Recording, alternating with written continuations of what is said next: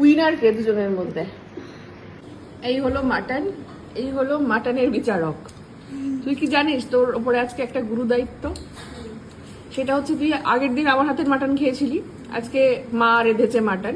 এবারে বলতে হবে কার হাতের মাটনটা সবচেয়ে ভালো।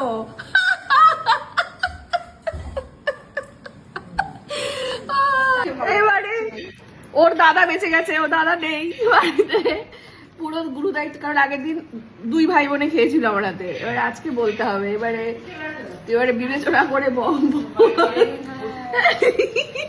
আগে বলবা তাহলে আজকে খেতেই বসতিস না। এদিকে মাসি শাশুড়ি মা, এদিকে যা ওরা সবাই এসেছে। আমার শেষ পাদ হচ্ছে দই দিয়ে মিষ্টি দই। এটা হচ্ছে বনগার দই, একদম মিষ্টি, ওপরে ক্ষীরওয়ালা একটা দই। তোমরা দই দিয়ে ভাত খেতে কারা পছন্দ করো বলো? কেমন রেঁধেছে মাটন বল? হ্যাঁ ভালো রেঁধেছে।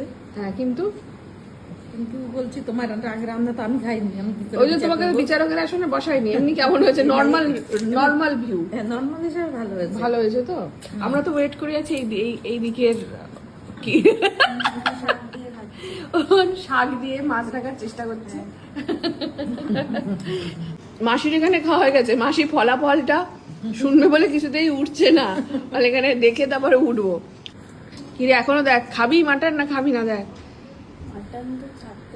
সে যতই যাই হয়ে যাক না কেন, ওই সিরিয়ালের মতন করি, ধুম তানা না না না ধুম তানা না না না ধুম তানা না না না।